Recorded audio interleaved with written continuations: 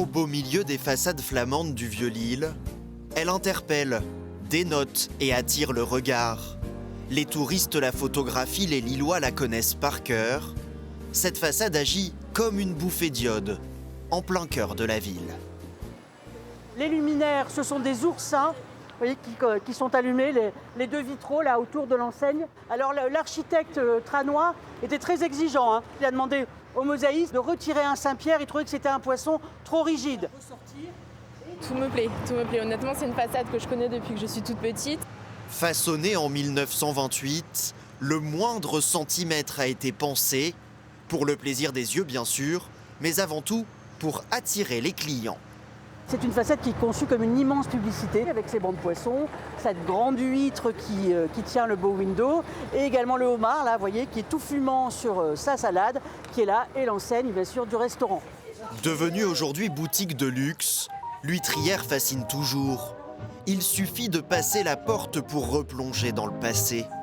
À l'entrée, se bousculer dans les étals les poissons et autres crustacés vendus dans le magasin. Le restaurant se trouvait à l'arrière. L'huîtrière fermera définitivement en 2015. Pour évoquer cette époque, c'est un bleu de la façade, on en reconnaît bien le profil. Hein. Qui mieux que Jean Proy, petit-fils du propriétaire, il prend la tête de l'établissement étoilé, à 28 ans. Je suis né dedans, donc mon premier souvenir, c'est peut-être le moment où j'ai ouvert les yeux, mais celui-là n'est pas gravé dans ma mémoire.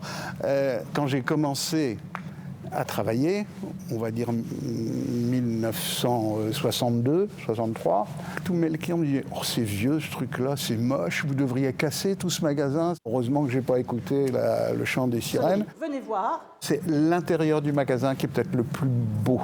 Preuve avec cet époustouflant triptyque de mosaïques signé Mathurin Méheux, peintre breton, amoureux de la mer. Les pêcheurs avec les voiliers, le retour de pêche et la troisième mosaïque, un peu plus petite, l'étale, avec le fameux homard bleu. Les colonnes sont ornées de coquilles Saint-Jacques, la lumière transperce les bancs de poissons des vitraux, un patrimoine précieusement restauré par la maison de mode. C'est magique, il y a plein de détails, enfin, c'est un savoir-faire, un patrimoine. On n'avait pas à l'époque non plus toute l'histoire, et voilà, on venait en consommateur. Au fil des années, les commerces se sont succédés, mais l'édifice, lui, ne bouge pas.